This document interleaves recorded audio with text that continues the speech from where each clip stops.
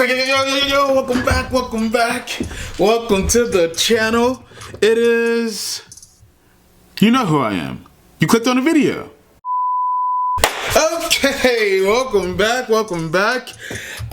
Today's a good day. We are kind of snowed in here. And I say kinda snowed in Tennessee because, I mean, we can go out. It's icy. And it's not really that much snow. It's like a little bit of snow, but more ice. So I guess iced in would be the better one.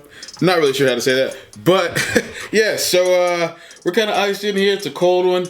I'm really trying to figure out a way to go to the gym because I haven't been to my gym in like 2 days. So, and my little like gym we have here where I live at, it's one of those little home gyms, so it's not the greatest. But anyway, let's not get sidetracked from where we are. It's a little cold here today, so I wanted to make some videos before I go and do other stuff. And today we got the 17 untold or unforgettable Black history facts that weren't taught in school. I don't really even know why I chose this one of all the ones because there's so many of these that like, well, I don't know if it's actually going to be the ones that are really like untold or unforgettable, because I feel like every time I watch one of these type of videos, like it's a lot of stuff that I'm like, oh, I've heard that before, like, oh, I've seen that before. So I really actually do hope that it is like untold or unseen. But if not, we'll just skip and go to another one. But I kind of want to do a video like this today since it is Black History Month. I feel like it'll just be something kind of cool to do. So here we are. Let's get into it. And yeah.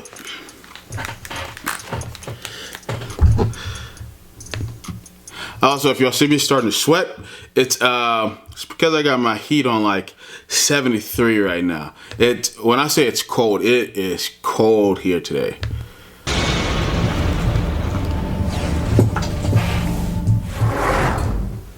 "17 unforgettable Black history facts they should have taught in school."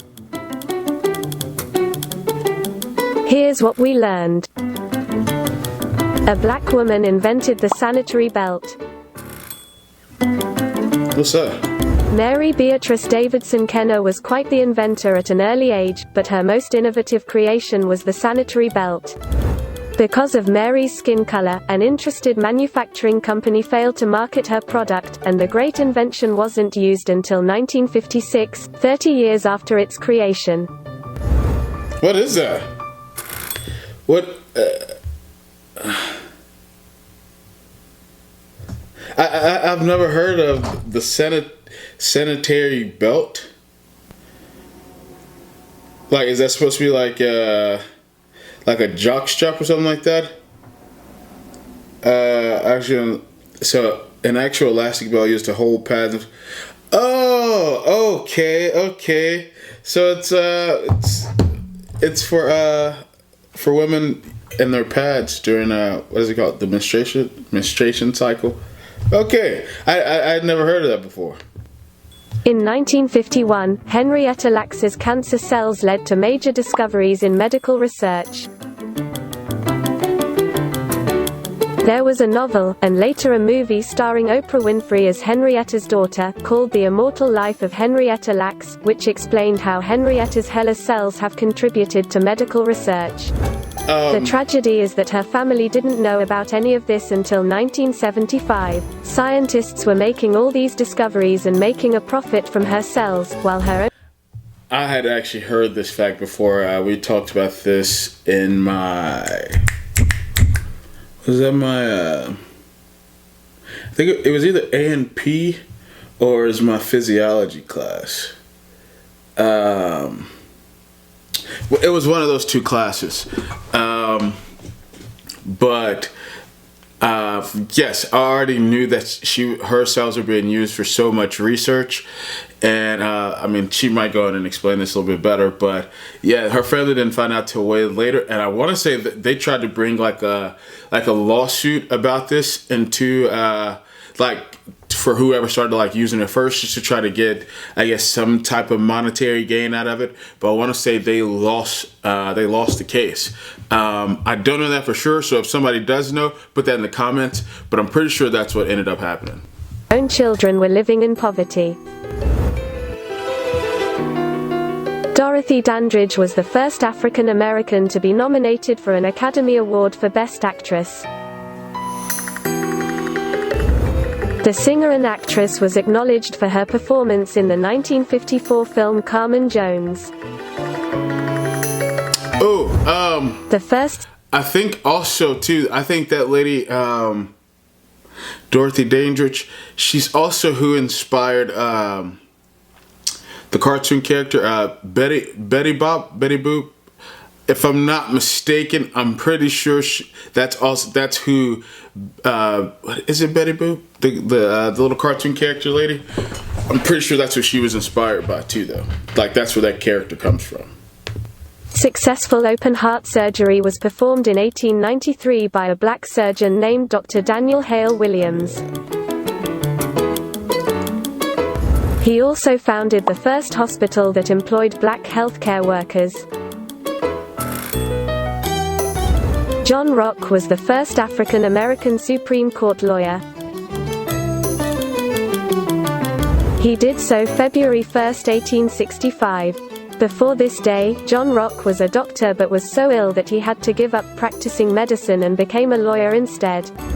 My mind was blown because we hear about Dred Scott v. Sanford, where black people were not considered American citizens, but you didn't need to be a citizen to practice law in the Supreme Court. It's sad this is not learned in school. Thelonious Monk was one of the greatest jazz composers and a strong leader in the jazz revolution. I discovered his music years later. If you have not listened to his music, find Big Band and Quartet in Concert online. Betty Boop was based on a black woman. Betty Boop was inspired by the black jazz singer Esther Jones, commonly known as Baby Esther in Harlem's Cotton Club. Okay, so I was wrong. That's so crazy that's like in the same video. I knew she was based off of a black woman, but I thought it was other lady. But okay, obviously it's Esther Jones, so. Her signature singing style was stolen by Helen Kane and adapted by the cartoonist Max Fleischer. Musa of Mali is considered the richest man in history. Students should learn more about the king of the Mali Empire.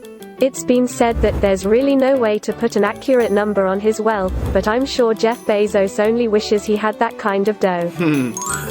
Something cool about that too. So if I'm not mistaken again, because I've heard like some of this stuff, or I've heard so much stuff about African American history, so sometimes things get kind of like cross up in my head. But so Musa 1 was Mansa Musa's brother, if I'm not mistaken, or something of that sort, and Musa 1 left, or yeah, Musa 1.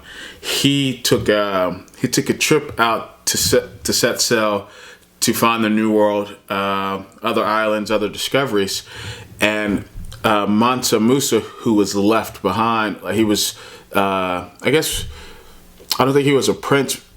Well, I guess he would have to be. Trying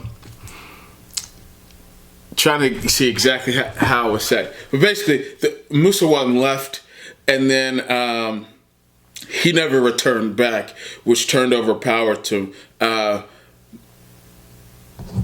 Musa. How do you say his name? Mansa Musa.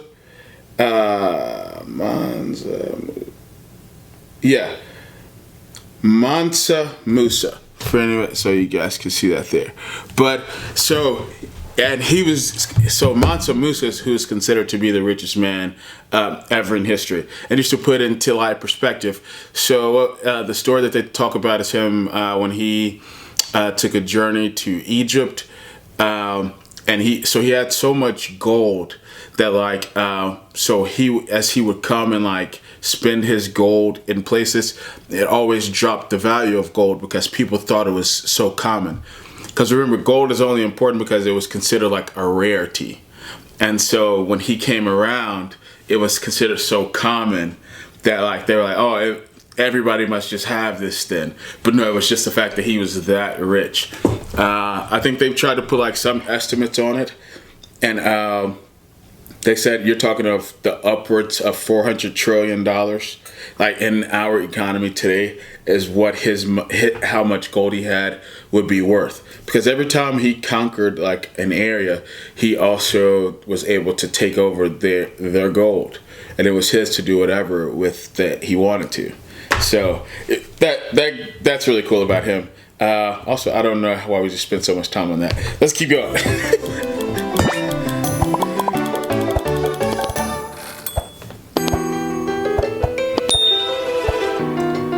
Katherine Johnson, Mary Jackson, and Dorothy Vaughan were the women behind the NASA space race. I had no clue about all the black women behind the space race in the 60s until I saw the movie Hidden Figures. Same. Katherine Johnson, Mary Jackson, Dorothy Vaughan, and all the ladies who worked as the computers served as the brains behind launching John Glenn, the first successful American astronaut to orbit Earth.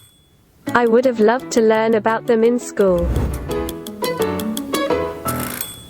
A black transgender woman named Marsha P. Johnson helped lead the Stonewall Uprising. Also known as the Mayor of Christopher Street, Marsha was a visible figure in the gay civil rights movement, yet was completely left out of the 2015 movie Stonewall. She remained on the front line of the protest, advocating for universal gay rights. Bayard Rustin was an openly gay civil rights activist. Bayard Rustin was a social rights activist who helped install various organizations like the Southern Christian Leadership Conference with Martin Luther King Jr. and the 1947 Freedom Ride. He was the head of the 1963 March on Washington and helped fight for civil, social, and gay rights. Henry Box Brown escaped to freedom at the age of 33. He shipped himself from Virginia to Philadelphia so that he could be free. I absolutely love that story and how determined he was to be a free man. That is awesome. Ida B. Wells led a movement against lynchings in the 1890s through her informative essays and brave activism. This was a huge deal not only for an African American but for a woman as well. For some reason I never knew about her until college, which is just sad. The Harlem Hellfighters spent 191 days in the trenches during World War I, more than any other American unit. I wish I had learned about the Harlem Hellfighters, the 369th Infantry Regiment that fought in World War I. They were awarded the French Croix de Guerre for their bravery. One of the most notable Harlem Hellfighters to me is Henry Johnson, who fought off soldiers on the front line with a knife in his bare hands. Dang. In 1921, Black Wall Street was a thriving community of black businesses. I didn't learn about Black Wall Street until I saw Watchmen. In the Greenwood district. You know, that's so crazy to me that more people don't know about Black Wall Street. Like, I mean, this may just be because I am black, but I've heard about Black Wall Street since I was a kid. So there's a lot of facts on here that I hadn't heard of. But Black Wall Street was one. Also, I'm from Oklahoma, so that may be another reason. But yes, it was in Tulsa, Oklahoma. And also, just another thing, too, that people, I feel like that's attached to this that we should talk about. If I'm not mistaken, there's some people that are still alive from that event. Not people as in that were attacked, but the people that did the attacking. And here's my thing. I think if you can pinpoint who these people are, they should go to jail. It's just like any other crime. If you commit a crime, and no matter if you're 13 or 93, like, you should be held responsible. So I don't care how old they are. It's the same case with, oh man, this is gonna get dark. In the case of the white lady with Emmett Till, where I don't know if any of you guys have seen this, but a couple of years ago, or a few years ago, she came out and she said that she did lie. She was pressured into telling a lie, or something of that sort. But the main focus is that she lied. But you lied, and he got this man killed, hung, beaten, dragged, and killed. You know, like, it's like, you should be held responsible. They would hold anybody else responsible. That's a whole different area to go down. But this right here, though, there's still people today that they know, like, were a part of this, and they're not in jail. It's just mind-blowing to me. Black Wall Street was quite phenomenal, really. Of Tulsa, Oklahoma, were a great number of successful black establishments, that is, until the Tulsa Race Massacre occurred, destroying the community. And it killed like 400 something people. I don't know why I just shouted that, but yeah, I want to say it was estimated 418 people or something like that were killed, and I mean countless injured. Truly sad. Should have been taught in schools, not only because of the tragic loss but also because of how successful black people were in Tulsa during that time in history. The youth of Birmingham, Alabama, led a nonviolent children's crusade in 1963. I grew up knowing civil rights was important, but my classmates and I rarely saw anything about young people playing a part in the civil rights movement. Knowing kids our age went out to protest and succeeded would have been super inspiring. And finally, Martin Luther King Jr. was not the first African American to win the Nobel Peace Prize. That honor goes to Ralph Bunche, the political scientist and U.S. diplomat from Detroit. He received the Nobel Peace Prize in 1950 for his efforts with resolving the Arab-Israeli conflict.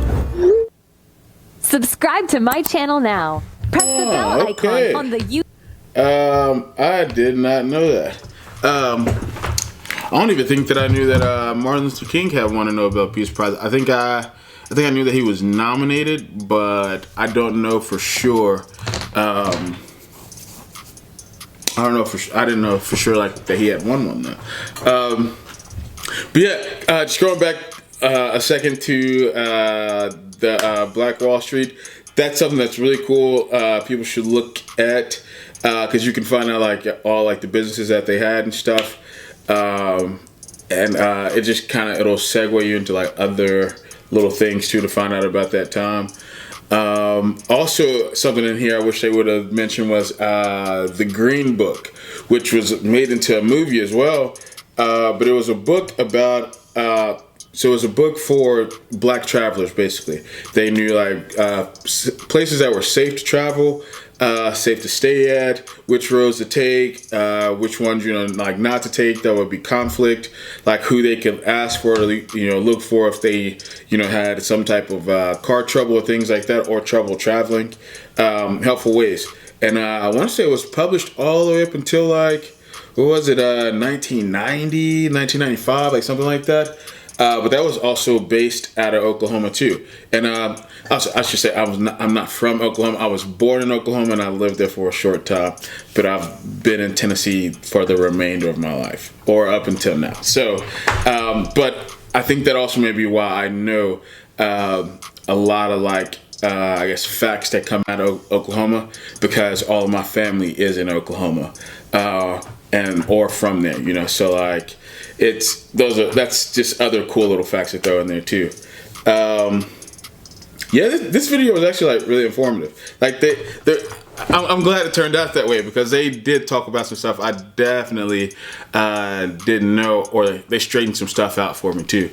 Also, somebody let me know in the comments too about I think I mixed up that Musa 1 and the Mansa Musa.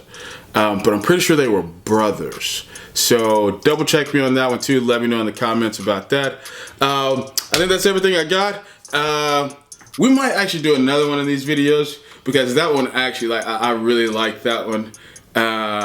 And so maybe I can find another one that does have some more good random facts that aren't just everywhere that you hear over and over and over and over again throughout the whole month of February.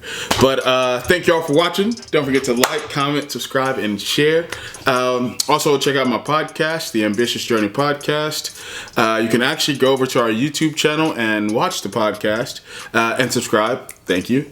Or you can listen to the audio of that on any major platform that you will listen to podcast on.